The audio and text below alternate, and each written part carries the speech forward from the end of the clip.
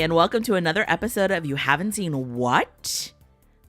A podcast based on a married couple's quest to rectify the wrongs of their partner never seeing culturally relevant movies. I'm Joelle. And I'm Parry. And we're the married couple. Indeed, we are still. Are you ready? I am ready. I am set. Let's go. Oi, oh, let's go. I'm so glad your fucking meds are working today. So glad.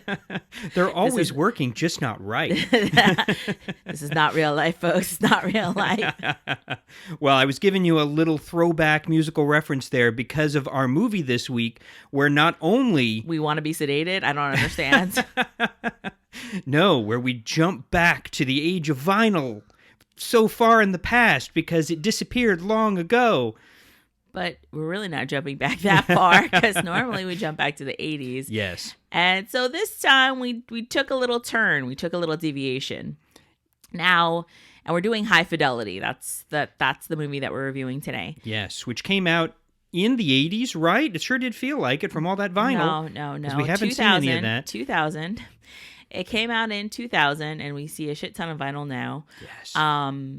And really, and back then we actually saw vinyl. Vinyl never really went away, technically. If you were a DJ, vinyl truly did not go away until more recent years for you. And even if you're an old school DJ, vinyl never went away from you. They still do like all vinyl sets. So I feel like vinyl has been alive and well, just maybe not mainstream popular America is using it.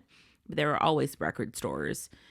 And there was always people like me who back in the 90s, when people were getting rid of their entire vinyl collections, went to Goodwill and bought them the good stuff for like $0.25 a piece and bought hundreds of them at once. And everyone was like, what are you doing? You're such an idiot. CDs are so great. And now they're kind of like, where did you get all that stuff? So what you guys really need to know is that I married Rob Gordon from this film. Maybe a little bit. Maybe a lot of it. So High Fidelity. We actually decided to do this movie because we had an opportunity to go to an event, which John Cusack was.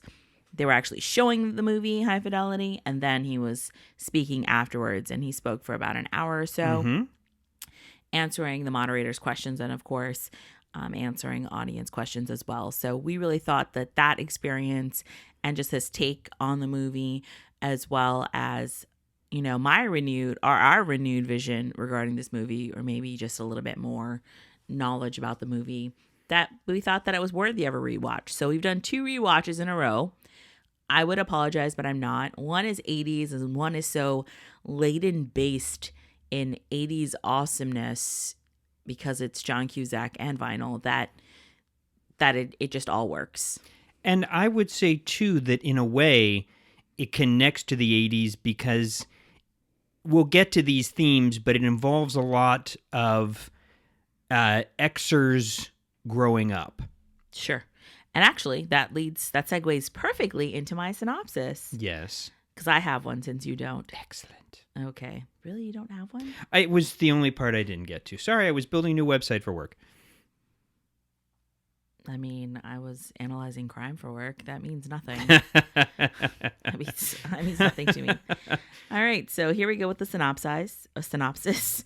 Sometimes looking for the bigger, better deal, Rob Gordon traverses through relationships, one autobiographical record at a time. Ooh, that's nice. Isn't that good? Good reference, too, yeah. I know, right? Referencing back to one of my favorite parts of the film, favorite lines, which is not my line choice, but where...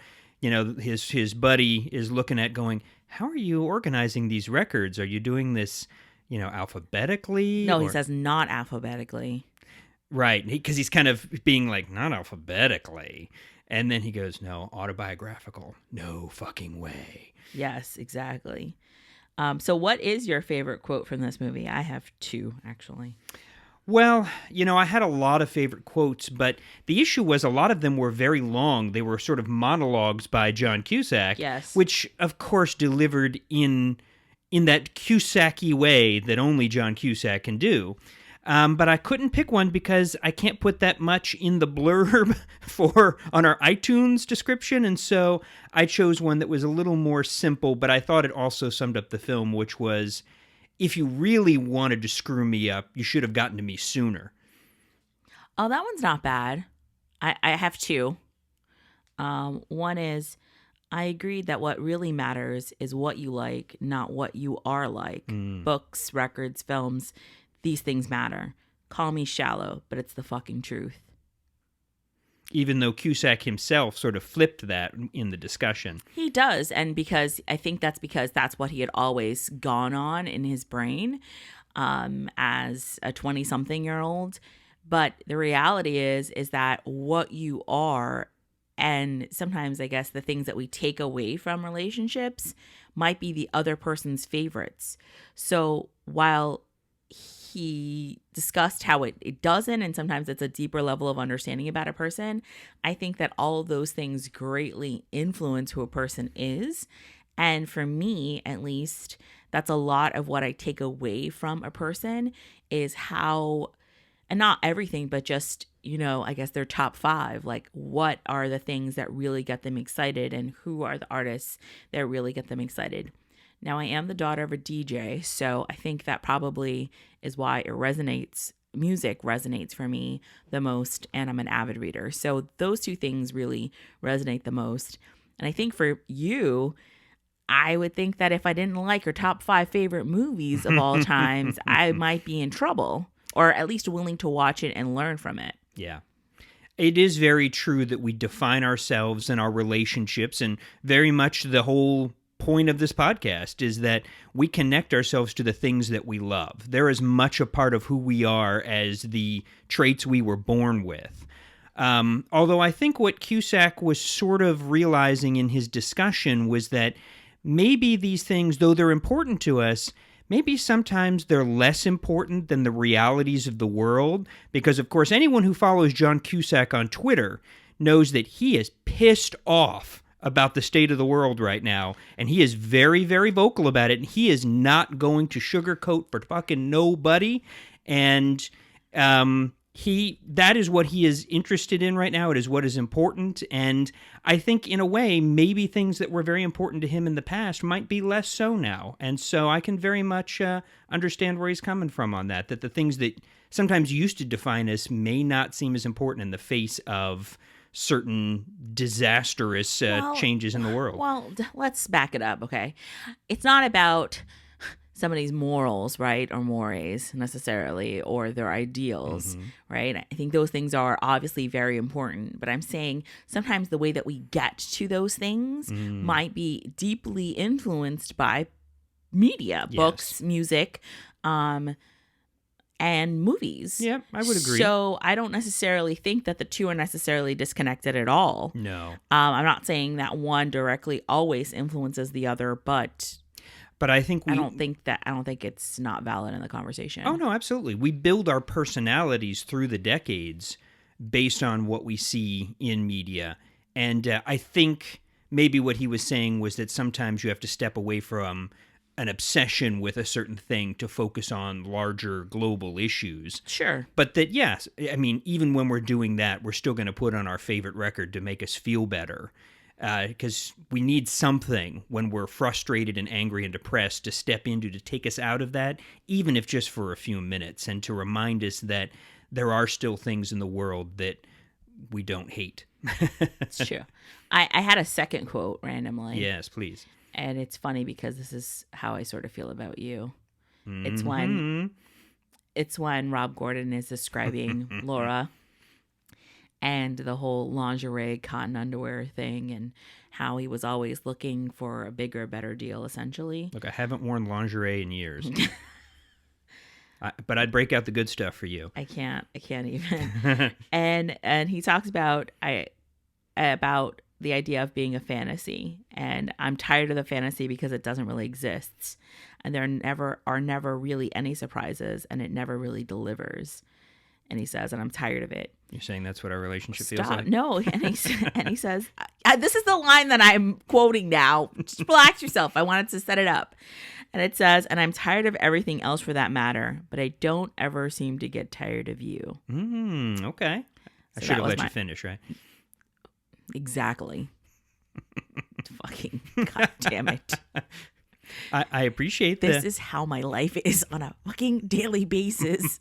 He asks me to talk, and then he talks over me or interrupts me. This is very interesting. I'm an introvert. I don't like to talk. He makes me do this. Yes, right now she is tied to the chair with duct tape and being forced to speak. Well, he pretty much asked me about 10 times today when we're going to do this, and he pretty much updated me about 10 times today about when it was going to get done. So, yes, technically there are things in life that you do as part of a married couple. This was not my idea. Although I will say that you are definitely the driving force in this podcast. You get all the best lines. That's because you're not funny. Yeah. I'm just kidding, honey. I am not funny. At all. You are a robot. I am a robot. Sorry. I've been watching too much Westworld. I was inclined to believe you. Oh, my gosh. This doesn't look like anything at all to me. Exactly. Nothing at all. All right. So that's where we are with our podcast title. I'm not quite sure which one we're picking. I think we're probably picking, I don't know. What was the last line in yours might work too. So, but I don't ever seem to get tired of you. That could work. It asks people to research that further. And really what it is in life, what this movie really is all about relationships and how we look at our relationships, whether we look at old relationships, what does that, actually look like, and how we actually relate with each other. And I think that's a lot of it. So do you want to talk about like first impressions? So after rewatching the movie, what did you feel? How did you feel? Very excited to hear John Cusack speak and to answer questions like, dude, why all the rain? Well, we're asking ourselves that very same question here in South Florida this week. In fact, I might have put an Instagram about it up. But yeah, no, it was really cool to hear him very graciously answer questions about things all the way from Why All the Rain to his top 3 records, which he kind of skirted around the answer to that. Well, wasn't it was it top 3 records, or like they were trying to do like top 3 autobiographical records? And he was like, you missed the whole fucking point of autobiographical because there really isn't top autobiographical. There's top autobiographical records at times, but not top autobiographical records. Right. Why this song meant so much at this age. Oh, that's what we should have done for this segment. We'll finish. Start thinking of 5 records that have influenced your life. Your top 5 records. You don't think I had a question prepared to surprise you with already? Oh, geez. Okay, awesome. Well, here you go. This is why it's really his podcast. But I like that one too. We can do it. We can do both. Okay. So, and the final thing that I really loved, someone asked him, which was, what role would you still like to play? Which people always ask, but he didn't really choose a role, but he said he wanted to do more Stephen King material because he really loved the way Stephen King thinks. So, right. Which makes sense. I mean, he's played the rom-com guy for so long. Let's just be real about that. And he's played like the straight man to like, the action adventure type. So for him, I would think that rom-com is so over, especially after Must Love Dogs, that you would want to move on to something else. Well, and I think that was part of my initial impression, was that this film did feel like a moving on from something else. Yes. And a lot of his films, I think, post 2000 feel like he's deviating from something that he hasn't done before, which is sometimes good and sometimes not so great at the box office. It kind of feels like he's doing the things that he wants to do, and whether or not they're... Sure, because he's still banking from all that money from Say Anything. I hope you're still banking. If you aren't getting a cut every time they show Say Anything, then something is wrong. Well, then or he's Better Off Dead. Oh, they don't really show Better Off Dead Then anymore. He's getting a check from every time they show freaking... Con Air, because Con Air is on some channel all the time. He should totally be getting Con Air. And it's sad because I think that's one of those movies that I really like watching all the time it's on. And it is probably like the most horrible movie ever. But there's something about it. And maybe it's the culmination of like all of the actual players. Because if you look at all of the actual players in the movie, it has great actors, and there are definitely great scenes. But we're not talking about Con Air. You tricked me into going off into a tangent. Believe me, you don't want to hear me talk about Con Air, but I really do love the cast members in that. Everyone you have from tricked Colmini me. to Danny Trejo, and of course, Malkovich. yes, and Ving Rhames, and Buscemi, and you have just an tricked amazing me. cast. You have tricked me yet again. And we are not talking about Con Air. We're going to go back to High Fidelity. Yes, tangential thinking will get you nowhere and everywhere. Oh my God, this is what it's like living with an ADD person. Seriously, Sonny, help. Help. The normal person is getting twisted. Help. Oh, but the twisting is so much fun. Oh my gosh. So, yes, I felt like this was that shifting moment for him where, in a way, what he did was he was still playing a Cusack-style character, but he turned it on itself.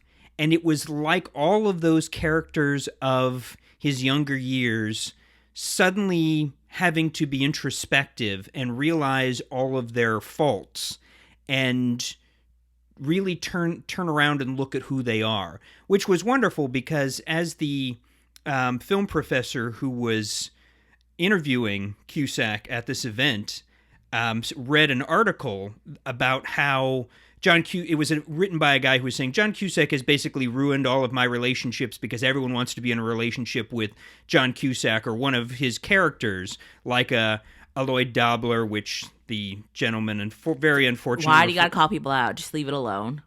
Leave it alone. Nobody needs to know that somebody did not pronounce Dobler correctly. Yes, and how mean you are. Cusack made a very friendly joke though about the Dobler effect. So rude. So okay, rude. Y'all can look it up. I'm sure it's out there somewhere. It's not out. It was on his Twitter, Insta, or something. It was on his Twitter. Yeah, so the poor man kept calling him Dobler instead of Dobler. I didn't even finish this. Now I felt like we had to finish it. It's like leading somebody all the way up to the punchline and not giving. I was going to leave it hanging just for the hell of it, but. Okay, so you're an asshole and you're a torturer. Indeed. So anyone who knows me. So the whole audience would yell like, Dobler! And he wasn't hearing it, and finally John Cusack was like, I think they want you to refer to him as Lloyd Dobler. And so, Dobler, not Dobler. You said it incorrectly now. Lloyd Dobler, and then he made a joke about the Dobler effect.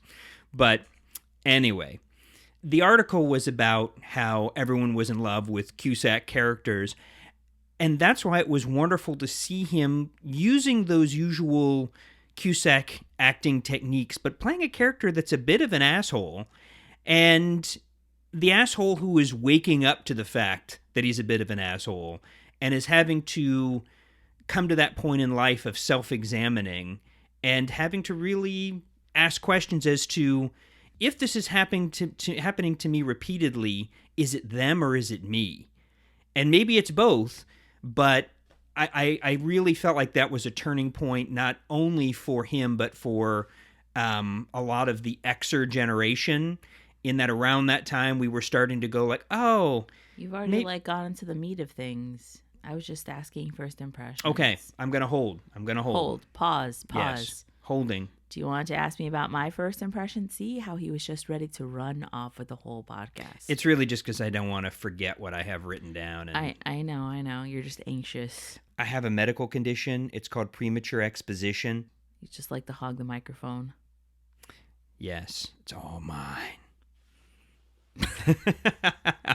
So yes, please, Joelle, what were some of your first impressions of High Fidelity?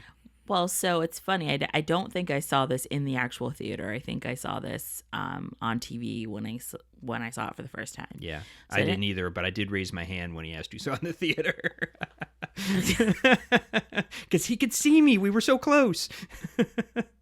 So now, here's what we've learned about Parry today. You're a liar. You're mean. And you like to torture people. Wow, maybe I am more Rob Gordon than I thought. I need to do some self-examination. Yeah, maybe you do need some self-examination, or you're a sociopath, one out of the two. I'm thinking not a sociopath because I've seen you cry. And they weren't fake tears. Yeah, but, it would just be the perfect irony for a crime analyst to get involved with a sociopath. I have. It's just not you. Oh, okay. Which segues into a very different conversation. But I think the first impressions were, since we were sitting in a theater with about a bajillion people, and I always say bajillion, by the way. It was a pretty big theater. Yeah. If it's over like 1,000 people, I say a bajillion, because to me, I can't even count the 1,000 people because it's like counting herding cats. And so we say a bajillion. So when you're sitting in a theater that large with all those people and they're laughing at every single scene, or what feels like every single scene, you also feel the need to laugh as well. And I laughed more in that theater regarding this movie than I don't even know if I have ever laughed out loud. It was a very communal experience. Yeah, it was very communal, but it's also very odd because I don't necessarily think that everything is funny in this movie. I think some of it is funny tragic. Jack Black was actually definitely a high comedic point, and even Todd Luiso, right, was also the way that he played the straight man off of Jack Black was amazing.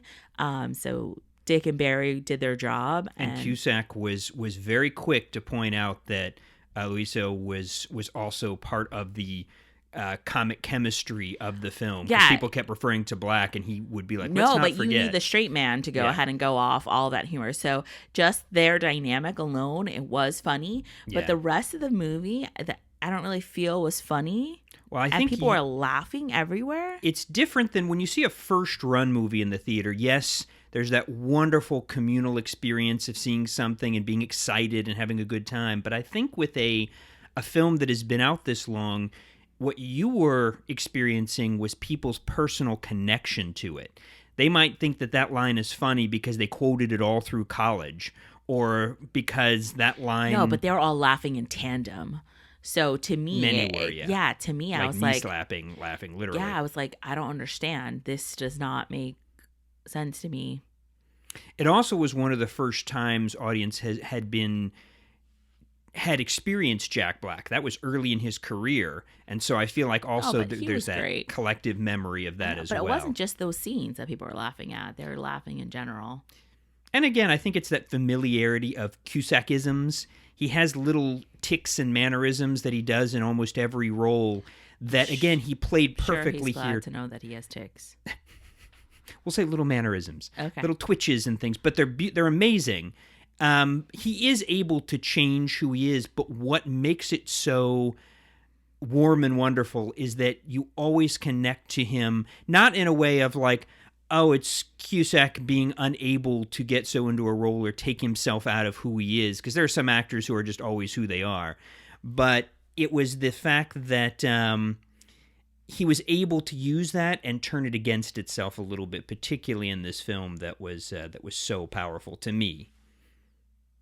And right now, Joelle is photographing our cat doing something cute. Our cat is sleeping. Apparently, cats and babies really like our voices.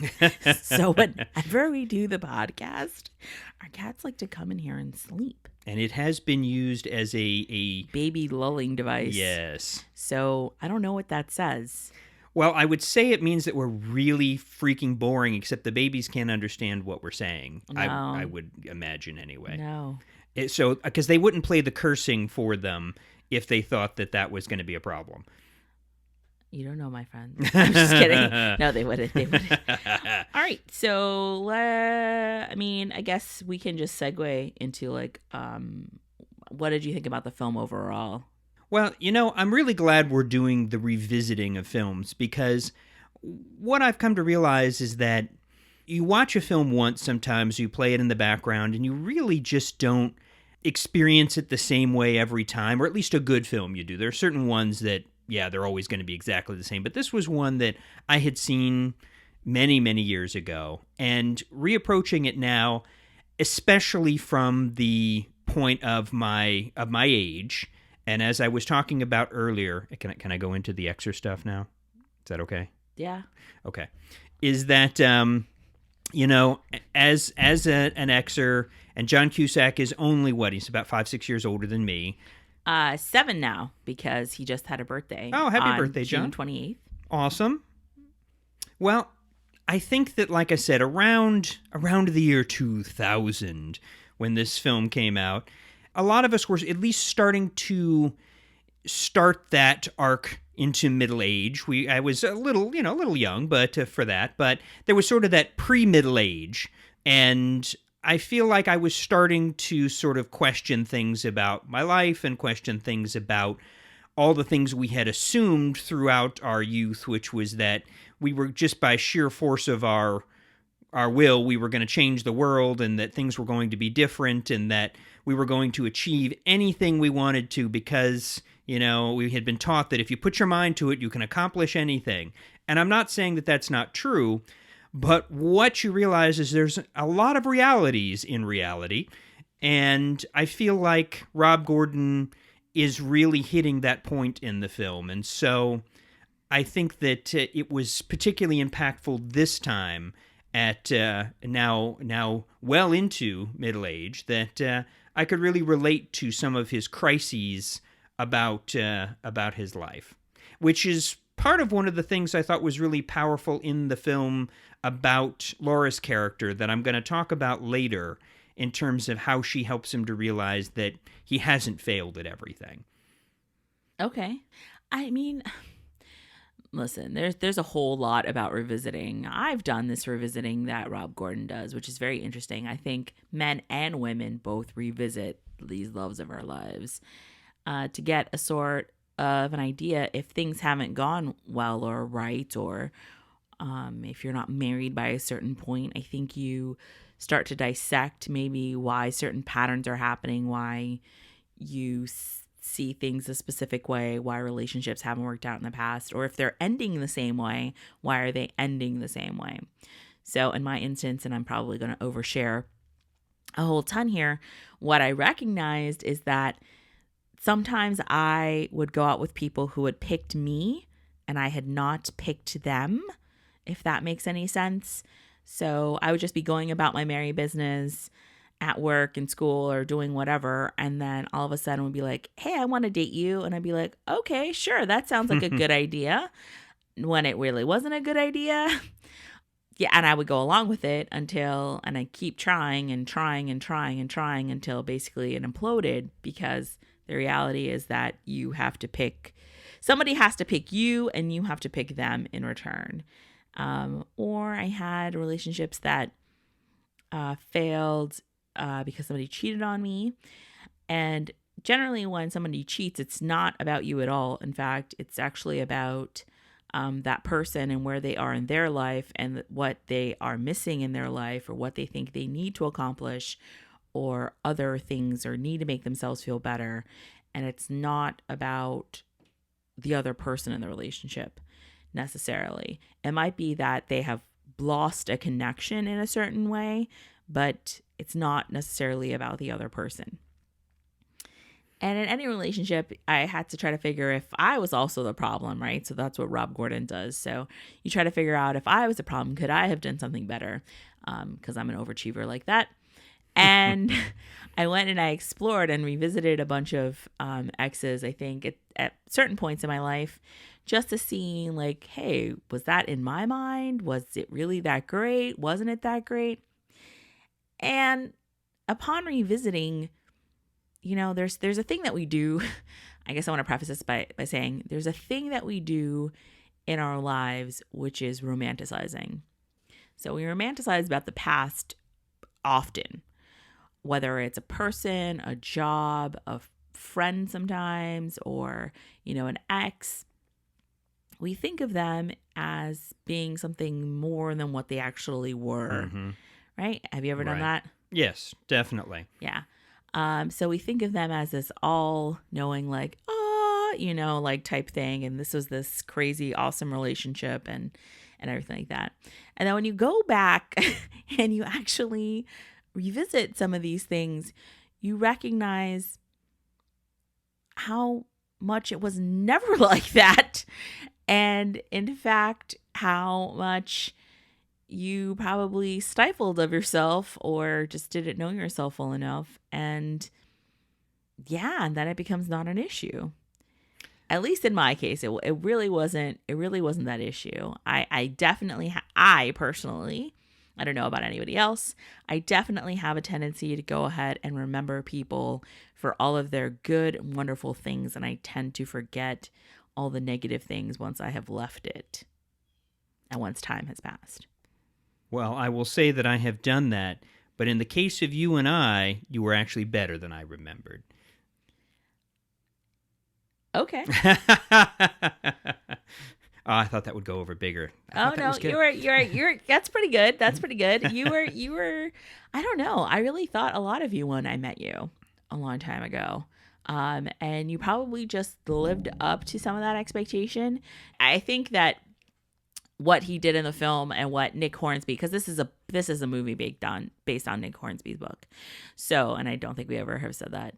So what I think they do so well is revisiting relationships and trying to see them and understand them. And he actually revisits them. Mm-hmm. He revisits the old girlfriends. So you have Lily Taylor, you have Catherine Zeta-Jones, you have Joelle Carter. That's 1, 2, 3. I think I'm missing an ex. There was the one that we only saw as her younger version. Oh, right, the younger version. The first boyfriend. Her high school sweetheart, basically. The one, supposedly middle the school. first. Or middle school, yeah. Supposedly the first, but John Cusack argues with the mother that he was the first. Yes, that's right. Rob Gordon was the first. But yeah, so you see through all of those actual manifestations of people what revisiting is like for Rob Gordon.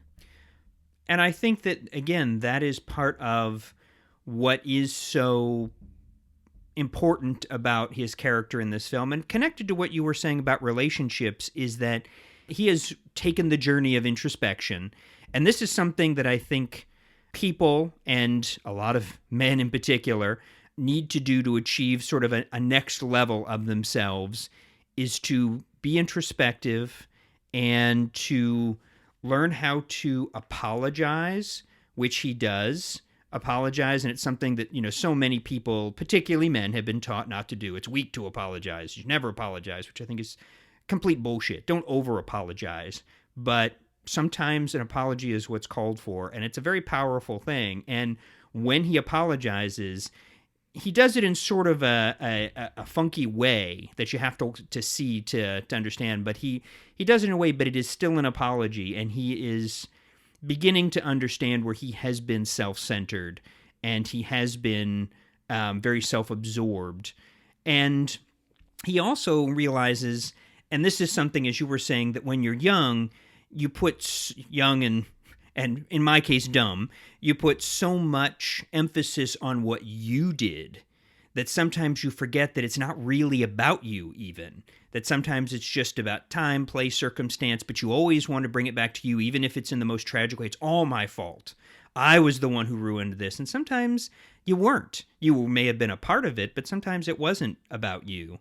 And as he goes along, I think he starts to realize that the insecurity was compounded with each progressive relationship, that each time he felt like he wasn't good enough or good looking enough or smart enough, that he would sabotage it, and that he would self-sabotage those relationships so they would break up with him many of those times. And there were different reasons, and there were different types that he got involved with.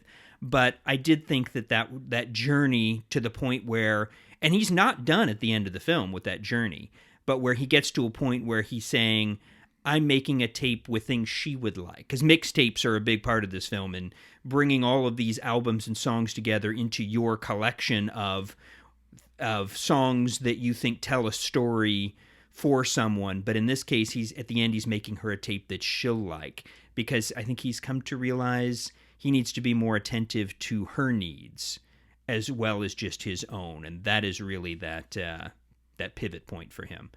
Yeah, it is. Because he needs to learn how to appreciate her, right? Mm-hmm. So even when we're in a relationship, I think that's something always very difficult if you are not that personality type, is to go ahead and actually look at that person. But yeah, maybe we should go into good, bad, and ugly, because I think that just rolls right into my good. Indeed. Yeah, so my good really was the level of introspection in this movie and this idea that we call ourselves into introspection, whether we're dealing in a relationship or just in our personal relationships in our everyday life, and how we treat other people, and how sometimes even when we're in a relationship, sometimes we act selfishly, which is not always bad. Being selfish, I think, is good in a certain way. You want to make sure that you are taken care of before you can take care of anyone else. So yeah, put on your life vest or your breathing mask before you put on somebody else's. But also remembering that there is a somebody else in that relationship and making sure that their needs are met, after yours. And sometimes even putting their needs ahead of yours. And how do you go ahead and balance that out? And I think also recognizing that your significant other also has typically had a number of relationships that has brought them to the point with you, and that sometimes in large or small ways, sometimes you're paying for the sins of others. That, your significant other's questions or things that they need to be comforted about. Is there anything you want to say about my ex-boyfriends right now? No? Just want to put that out there? Not a thing. They all sound like, for the most part, great people. No, really. It sounds like you dated a lot of people who were great for you at the time. Ditto. Yes. Absolutely. I wouldn't change any of it because it's made me who I am, but part of me would like to do some things differently. But of course, that would change where I am now. And so I think that's also part of what they're telling, part of the story they're telling in this film is that, all of that frustration and sadness can often lead you to a place that you do want to be. Like him, spoiler alert here, like him proposing to Laura at the end. However fumbling and awkward it is, it's him trying to find a way to say, maybe I need to grow up and not give up having my record store and enjoying myself and doing the things I want to do, but maybe I need to be a little less selfish. And he realizes, as you said before, the things that he loves about her. For example, whenever he has made his top 5 careers that he would have done, and one of them, I think at the end, was architect, and though he didn't really want it, it just sounded cool, and she says, well, you would own your own record store, be something on your list? And they move that to number 5, and she helps him to understand that you're not a failure. You may not have done all the things you wanted to do, but you've accomplished something great, and you own your own record store. And we are holding for a moment because one of our cats is holding the other one down while biting his neck, as he tends to do when he's displeased with the other's behavior. No, it's because he meowed. Oh, he meowed, And Walter doesn't like it. He regulates Jesse and keeps him from meowing too much. Sounds like the real Walter White and Jesse Pinkman. Indeed it does. So one's a regulator. And one's a rebel. Sounds familiar. I think those roles shift depending on the situation. Familiar. God. So what was your good? Was your good the same as my good? I don't think so. Well, I think my good is, I think that it was a relatively mature view of relationships for our generation, and that everyone is a little bit dislikable, no matter how likable. There's something dislikable or disappointing about everyone. And, Rob keeps talking about how, he realizes he's always looking for that next better thing, the next thing that's going to make him happy. And I think that was something that a lot of, at least men in particular of my generation, have as an issue, is that we feel like we're always trying to look for something more, something to complete us, complete the collection, get the whole set. And something's going to make us feel better about ourselves. And that's what he realizes he's trying to do. And that does make him a bit of an asshole and a bit dislikable. And yet he's also very likable and even lovable as well. And I think all the characters in the film are that way to some degree. So my bad has to be that there's not more Joan Cusack. I mean, Liz, that's the character she played. Mm-hmm. I need more Joan. I love Joan. I love Joan in general, but I love when the siblings are together. when she did play that middle character, that middle person, that in a relationship falling apart, there's always that person that is relaying information back and forth. But in this case, she didn't know some things, but she hears them, but then not takes them out of context, but just gets them all at once, as opposed to how it happened in reality. And so then Cusack's character, Rob, has to clarify sort of how these things actually occurred, in what order and in what context. Right. But yeah, so I think that's my bad. What's your bad? I do love that Joan is in so many movies with him. And you know his father is in this film as well? He was in a number of films with them. I think this was the last film that their father appeared in. Who was the father in this film? The minister. Whenever Laura's, another spoiler alert, when Laura's dad has died, the minister is Dick Cusack. That's their father. Oh, random. Yeah, he was he was a filmmaker as well, and an actor, and he appeared in a number of things like 8 Men Out, and he's in Grosse Pointe Blank, and always a smaller part in those films, but yeah, he's the minister in this. Cool. So, but must be nice knowing the casting director. My bad was the cut scene. Okay, the deleted scene. Oh, that scene, I really love that scene. There is a scene, and there's a couple of deleted scenes, but there's one where you meet his father, and his father, oh shoot, I forget who played his father. Damn, I'll have to look that up again. There was a deleted scene with his father, yeah. You didn't tell me about that deleted scene. I had forgotten until I was doing my research here, and then I need to look back and see who it was. But anyway, the deleted scene that I really love is the one with, it's a scene with Beverly D'Angelo as the wife of a guy who is cheating on her with a 19-year-old, and they appear to be maybe mid-50s, and she has called Rob over to look at his record collection, and she is selling off his 45s and it is an amazing collection. She's selling them for like $50. She just wants them gone, and she wants to insult her husband, who has said, sell the collection and send me the money. She basically wants to give him the big F you and send him $50 for this collection is worth tens of thousands of dollars at least.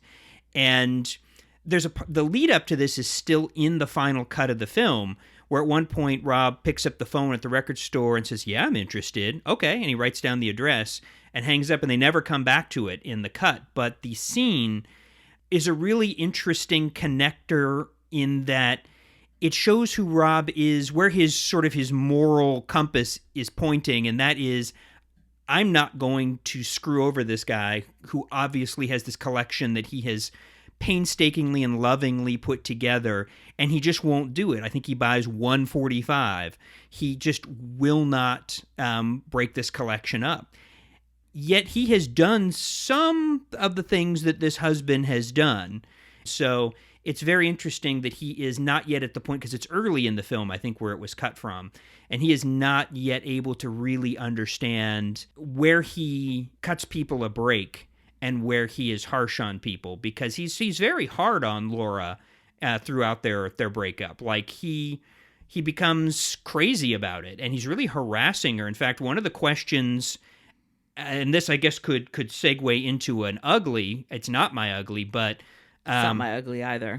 But someone in the audience asked if, through a modern lens, if Rob's stalking of her, where he's outside of her apartment calling her from the ancient device known as a payphone, and he's of course standing in the rain, as Cusack will do, and he is just after her about this, and some thought that maybe that would be looked at as harassing and scary and stalkerish through a modern lens. But he's behaving that way toward her, but then he'll kind of give the record guy who has cheated on his wife a break and not hurt him. And so I thought that was a real interesting way of showing that his maturity was fairly still emotional. His emotional maturity was still fairly low early in the film. Well, isn't that part of it?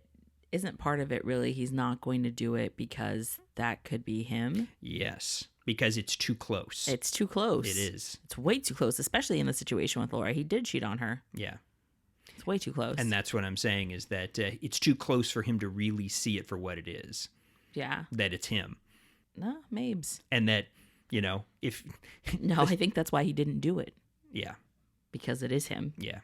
And that the same thing could happen to him someday. Exactly. Although I don't think Laura would do that. Maybe if they were married later on. Yeah. Like it's a foreshadowing. Yeah. That it's sort of a, ghost of Christmas future. Yeah. So we'll make sure we put up the deleted scene on the website page, and that way you guys can go ahead and see that one for yourself. I don't know about the one with the dad.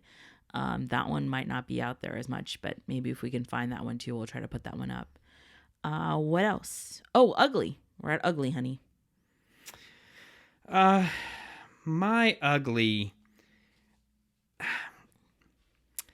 I felt like, even though I think it was part of the point, was to make them very general, and so that all the audience members, male anyway, or maybe male and female, could relate to these people that you've dated. And so I think they were kept intentionally a bit broad. I also felt like the female characters, other than Laura, who I think she did a very good job as an actor of developing her character in the few scenes that she was really in. She did a good job of establishing their emotional connection and that they really did care for each other. But I felt like the rest of the female characters were fairly underdeveloped. I know it was probably intentional, but I just felt like a lot of them seemed like caricatures of women. But that's what it is so when you're revisiting, that's what you have in your mind, is this character or portrayal of this person. Yeah. And it is very generic in your mind because it's in the past. Yes. So I see what you're saying, but there really wasn't time enough to go ahead and... So you have Laura, right? Wait, so exes. You have Charlie, Catherine Zeta-Jones, Sarah, Lily Taylor, Penny Hardwick, Joelle Carter. Wow, I almost called her Joel, and that's my fucking name. Oh my God. And people do that to you all the time. Jesus. So then you have all of those, and then you go ahead and you sprinkle in Marie DeSalle, right? Lisa Bonet. And Caroline Fortis, right? Natasha Gregson Wagner. So you have all of these women, and then you have like Joan Cusack playing Liz. So you have all of these women. That's 1, 2, 3, 4, 5, 6, 7, 8 women that you're dealing, 7 women that you're dealing with. And how are you supposed to address all of them? Do you know what I'm saying? Yes. Like that's different. You have 4 main guys. You've got Rob, Barry, Dick, and you've got Ian Ray, right? So Tim Robbins. So it's double the amount. So the fleshing out of those characters are never going to be on the same par. And it's really about Rob and the way in which he sees them.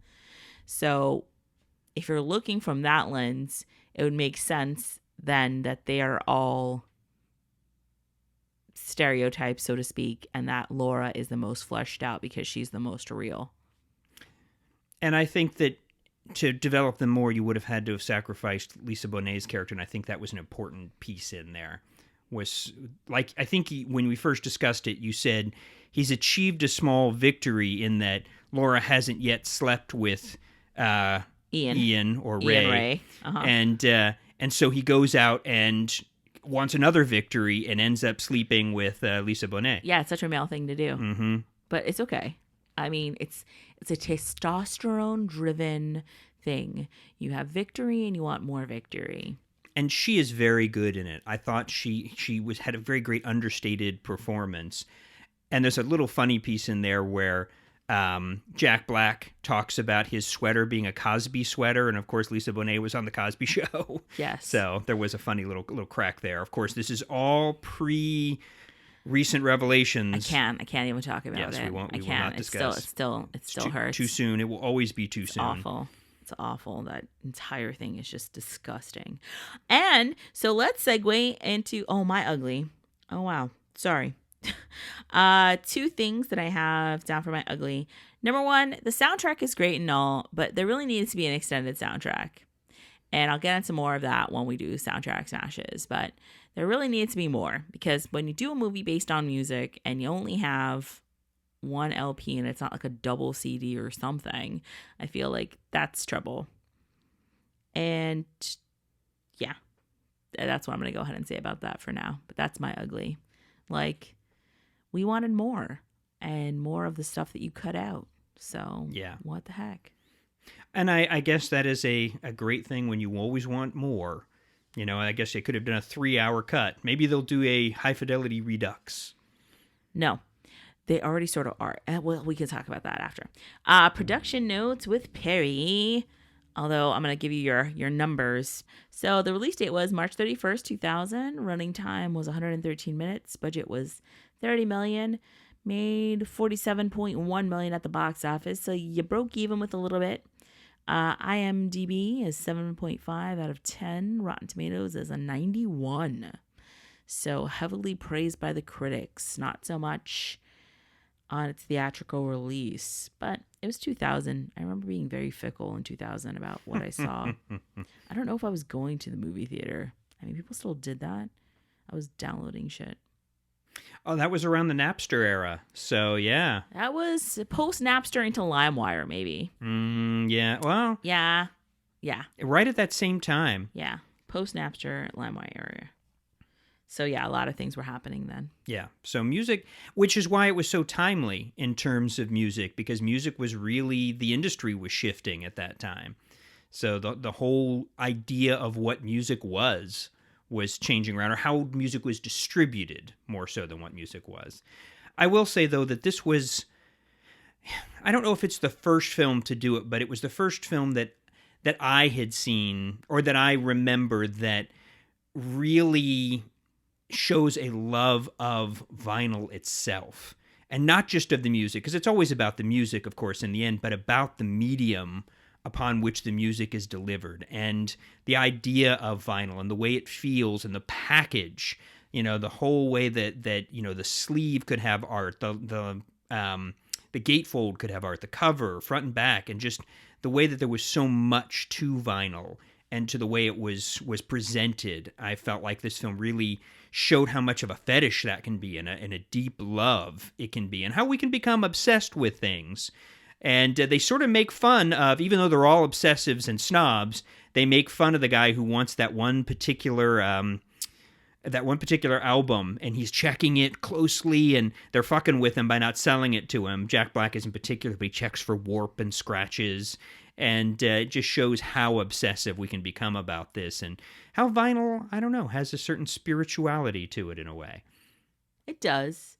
I mean, like film itself versus digital, I understand the convenience, and in both cases, I use the digital versions, but I love the, maybe it's because it's what we grew up with, that vinyl has had a resurgence with young. Well, okay, so vinyl is different in a way, at least for us old folks, and I guess I have to say us old folks because I'm over the age of 40 now. So vinyl is different in a way because back in the day, there was something about getting an album. It was about the cover art. It was about the art on the inside, whether or not it had a gatefold, whether or not the lyrics were in there, or an extra poster was in there. And It was all about cracking open that brand new vinyl, or even cassettes. Just the idea that something would be inside and the lyrics would be inside, and that was a dependable thing. And even things like reading the thank yous.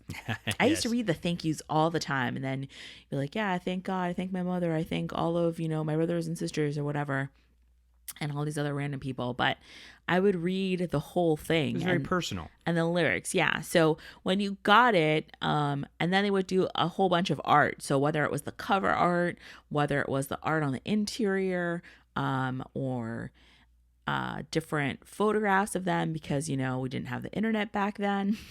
So that's really what you got to see of your band, was what they put out in that vinyl sleeve, or in that vinyl album, or in that cassette album. That's what you got to see. So it was such a big deal to get them back then, that I think that's why having the physical medium for me is still, and probably for you, is still so great, because it's about the effort that it takes to actually put out that album now. It's just not, one picture of the artist and done Right. type thing. And I didn't honestly have many records as a kid. It was something I came into later. Oh, I did.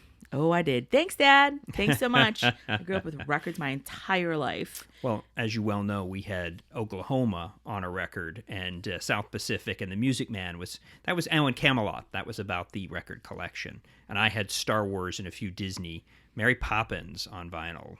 That was good stuff. I don't think we have that one on vinyl. We have My Fair Lady, but not Poppins. But there were only a few, so that was a later discovery for me. So,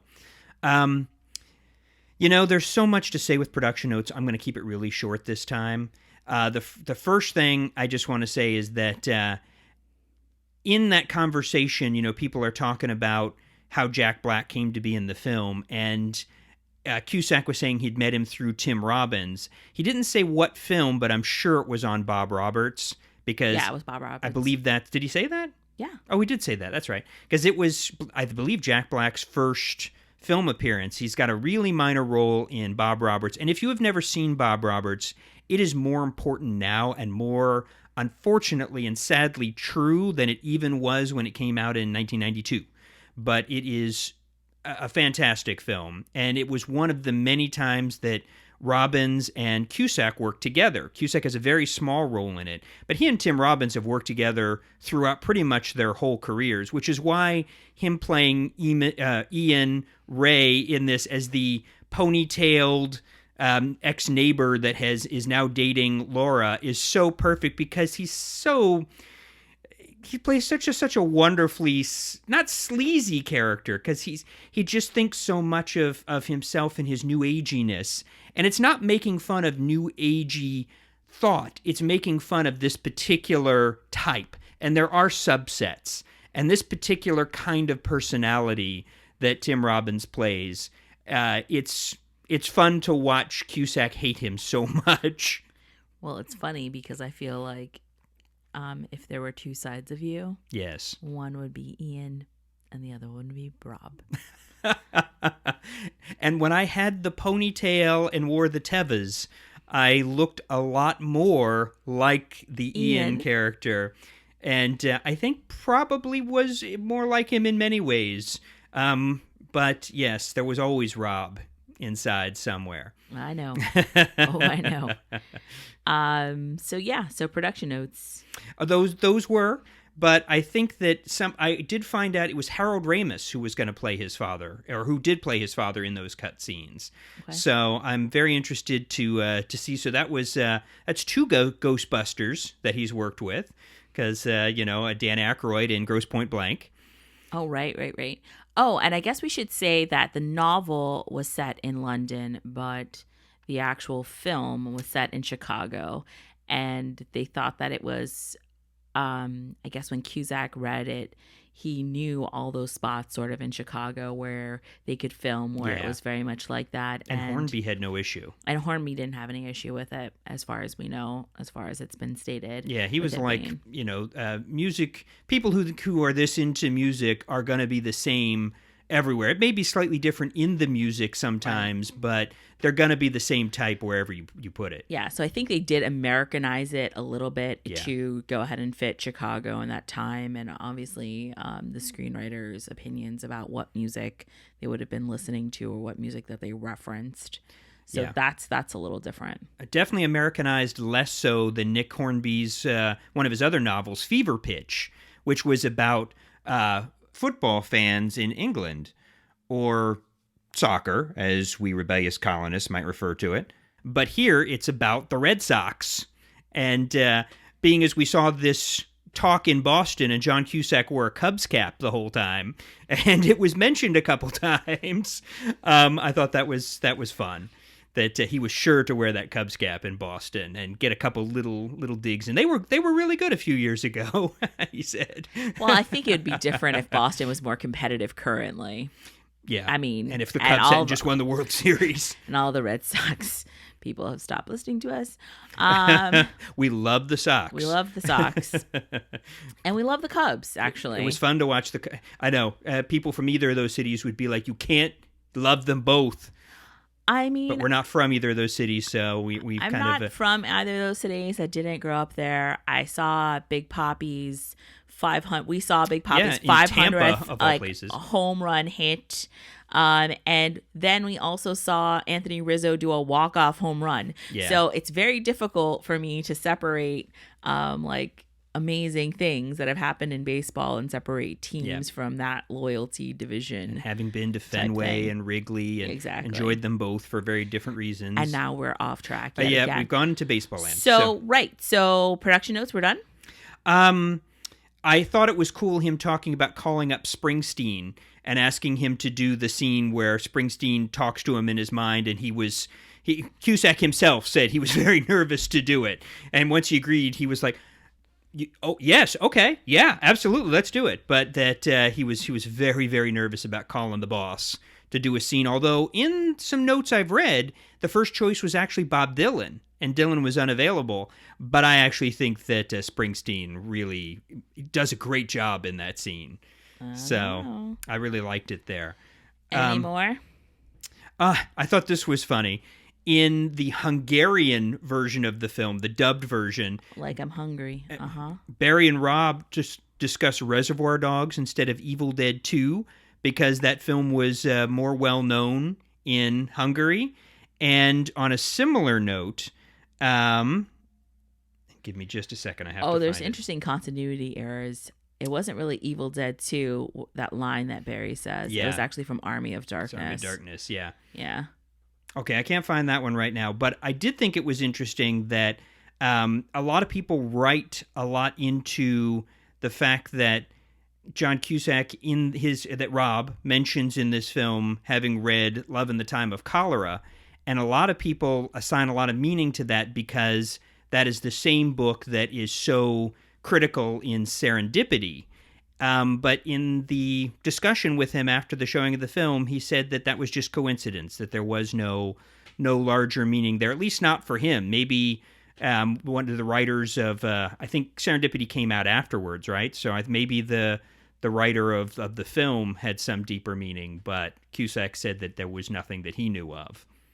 So I thought that was pretty interesting because I know people have mentioned that before, that could be important, but it really wasn't. So, well, it was a pretty amazing novel at the time. It's still a pretty amazing novel. So I just think it was just happenstance.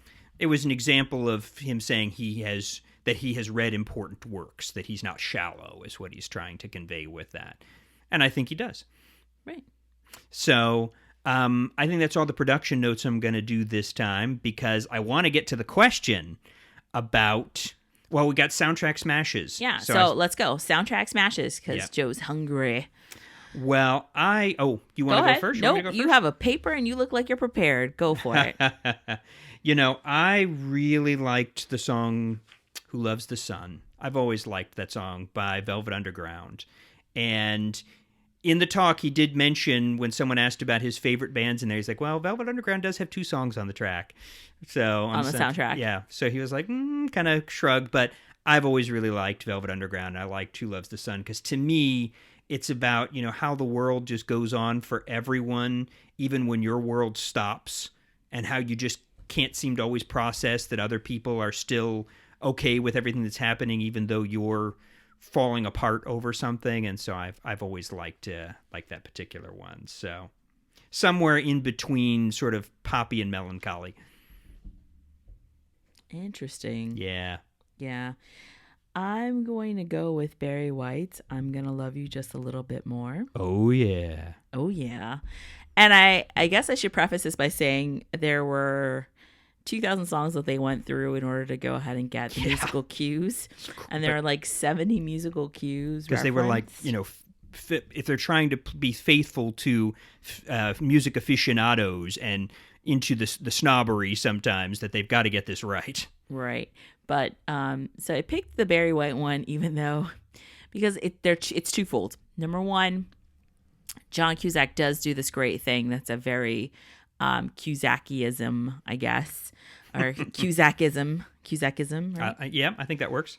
Where he always thinks of whoever he's dating and whether or not he's imagining in his head or drawing it with a pen or the pencil and a paper, Mm-hmm. he always thinks about this romantic relationship and involvement and creates a scenario in his head. And Yes. it's like that in Better Off Dead. It's like that in One Crazy Summer. And so for me, this was that scene where he's thinking about Laura and Ray, Ian, getting together. And so that's the song that's playing as they're lovemaking and doing basically, the whole range of like joy of sex happening. But also because it's fucking Barry White. And Can't get enough of your love. right. And the title of the song is just basically, so I'm just going to love you a little bit more, like basically more than your last person. So I Yes. just thought it was also appropriate. Very. Exactly. So for all of those things, including Panty Dropper, Barry White, I'm choosing that one. All right. So anything else you want to wrap up with? Well, I do Go ahead. want to ask you. Yes. First of all, would you have dated Rob Gordon? I have dated Rob Gordon, Yes. and Rob Gordon is also you. So it's that pasty white skin, small eyes, prominent nose, chin feature happening. Sarcasm everywhere. Go ahead. I guess then you would have dated Lloyd Dobler too, huh? I know. So that's really funny. No, I didn't. I had a Lloyd Dobler in my life. Yeah. And no, I did not date him. Because Dobler was much sweeter and less sarcastic than It's not just Rob. that. I think it was. and much less tortured. So I think the insecure. thing that I remember about Lloyd Dobler, and it's been a while since I've seen Say Anything, so I want to preface that by saying it. What I remember is that he was just all about her and only about her, so much so that he would put his things off to the side. Yeah. So while I dated somebody who was puppy love infatuation, I didn't date somebody while they were puppy love because I found that unattractive. I always thought you needed to have your own things and your own goals. And then when you did that, then it was good. Yeah. So I was raised very differently that way.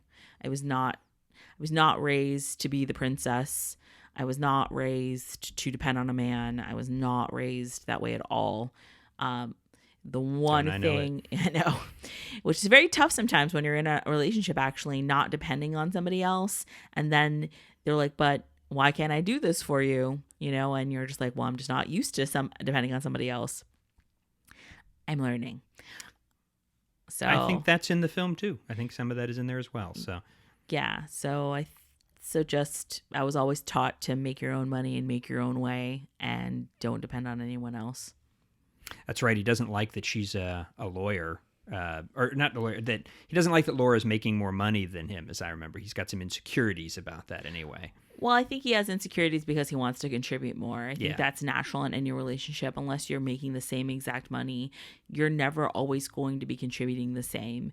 There's always going to be a give and take in whatever you do, no matter what the relationship is like. And you just have to be secure enough that whatever you're contributing is worth it to the other person. Maybe it's what pushes him to take the risk of investing in signing the two kids and actually starting a record label and releasing an album, is that he feels that that insecurity has come to a point where it's like, I can't maintain this anymore. I have to do something different. And he takes a risk that he hasn't before. Well, I also just think you're stuck in a rut, right? You're stuck in this pattern, and he seemed to be repeating a pattern Yeah. of, always looking for the bigger, better deal, always this, always that. So instead, he finally has some introspection and starts, well, what can I change about myself? Yeah. Sort of thing. So I'm not just going to talk about it. I'm going to make it. basically. So, all right.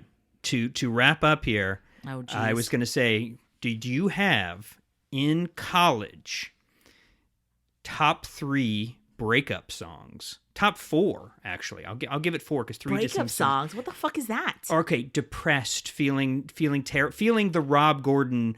I'm feeling lousy, feeling sorry for myself. I mean, you're Did asking the wrong fucking woman, because at that point we had fucking Alanis Morissette, and so, Would she have been on your list? she would have been on my list. It was like a fuck you moment, right? Mhm. So she totally would have been on that list, I guess. So you had more fuck you moments than I'm feeling sorry and sad for myself moments? I didn't really have. I had a culmination of both, but sometimes it was just generally it was a fuck you moment. I didn't really have these like sad love song moments. Not love songs necessarily, but did you have songs that were like more of they put you in a mood, like they were darker kind of, that fit your mood when you were feeling a little bit sadder No, I or didn't darker? wallow in that shit. No? Okay. No, I didn't wallow in that shit. No. If I had any songs that were of that sort of, dude, it was the fucking 90s. I was listening to a shit ton of dance music. Mm-hmm. It's My Life, Dr. Alban. That one is huge. In my brain. It's My Life. Is that Dr. Alban or Talk Talk? I'm losing my brain. I don't know. right Either now. way, you totally torpedoed my question. So, Why did I torpedo your question? Okay, you answer your own question then. I was just trying to fit with the theme of the film. But it wasn't breakup songs. He never talked about breakup songs. To be fucking fair. Yeah, but what's the first one they ask? It's like sad songs or dark. There's one of the questions about your top 5. Oh, it's Talk Talk. My bad. Huh? No, but so what I asked you at the top is actually more referential to the movie. If you want to go there. What was it? Your top? So I just said name. It doesn't have to be. Name 5 autobiographical records. Mm-hmm.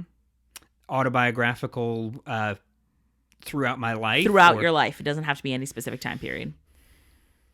And it doesn't have to be your top 5. It can just be any, because naming your top is very difficult. Yeah. I mean, you know one of mine automatically. Mm-hmm. Yep. Garbage 2.0. Garbage 2.0. Yep. For fucking sure. Yep, definitely. I would definitely say Linkin Park Meteoria. Mm-hmm. Number fucking 2 on that list. Oh, gosh. You know, I'm going to name an early one. Go because ahead. remember, I came to music late, but an early one for me was the Back to the Future soundtrack, specifically the Huey Lewis tracks on it. Whatever floats and of your course boat. the Alan Silvestri score. That was boy. big for me early on. All right. So I gave you 2 already. You got to give me another one. yeah, let's say Talking Heads, Stop Making Sense. That was also a big moment. Yep, I believe that. All right. All right. Oh, Bowie. Obviously. Ziggy Stardust. Okay. You're missing somebody in there. He plays an accordion. Oh, that was actually one that I thought of along the way. Yeah, I can't have a top list without Weird Al. And 3D was my first, but the one I wore out the cassette to was even worse. Okay. Yeah, so All right, that's 4. yeah. Hold on, let me catch up to you. So we said Linkin Park, Garbage. It's got to be Depeche Mode, Songs of Faith and Devotion. Mm-hmm. That's got to be on there for me. Wow, I sound like a real alternative kid. So that one's got to be on there for me. I would be fucking remiss if I did not put on New Kids on the Block, Hanging Tough on there as autobiographical. That took up a chunk of my life. Still does in an odd way. In my way. brain. In my brain. All right, so we're 4 for 4. All right, one more for you, one for me. You know, even though this stops me short in like 1998, I have to say that the album that I wrote a whole film to was David Byrne's Feelings, and so that one will always have a special place for me as well. Gotcha. I thought of 2 as I was wrapping it up, which is bad. And then So I've been writing my dissertation a ton. I mean, my schoolwork for like the last, God, I don't know. If we really were to chunk down the last couple of years, I can literally list like 10 albums. So it's tough. I would say Jamie Cullum's Catching Tales. I would say Lady Gaga's Fame Monster. I would say Imagine Dragons' Night Visions. I would say AWOL Nation Megalithic Symphony. Yeah, that's a lot. That's a lot for me. But yeah, that's been and I would say Andrew McMahon and the Wilderness. And I would say Zombies on Broadway, which is very different. It's the second album as opposed to the first, but Zombies on Broadway. I need to put in some Kruder and Dorfmeister as well. The K&D sessions. That one, I wrote a lot of papers to that in my master's. Yeah. So I think that's a good, like, around the world random pick. And there's so Oh many gosh, more. Anita Baker Rapture. God, I have so many. But autobiographical, I think that's tough. Like I can't put those in any order. Not in my brain. No way. I will say the Back to the Future soundtrack is the first album I'd formed a connection to because it was the first one I picked for myself. Well, I would then say to you, Madonna, self-titled Madonna would be mine. Yeah. Because that was mine. Yes. Yep. And then True Blue. Oh, God. There's so many. George Michael's Faith, Listen Without Prejudice, Prince, Purple Rain. God, yeah, so many. Oh, yes. Oh, gosh, yeah, there's... So many. Yeah. Janet Jackson's Control. Don't lie. It's so awesome. Mariah Carey's Visions of Love. Yeah. Well, what I would say to the audience is, how about you send us your top 5 albums? And maybe not top 5, but 5 autobiographical albums. And maybe if you wanted to, you put your age next to it when that was your top album, if you feel so inclined. There you but go. five albums that would fit into your... If someone was telling your life story and it needed a soundtrack, a selection from these albums would be on that that soundtrack. I don't even want to go into like when I was like 12 and 10, 11, 12, 13. That's all freestyle.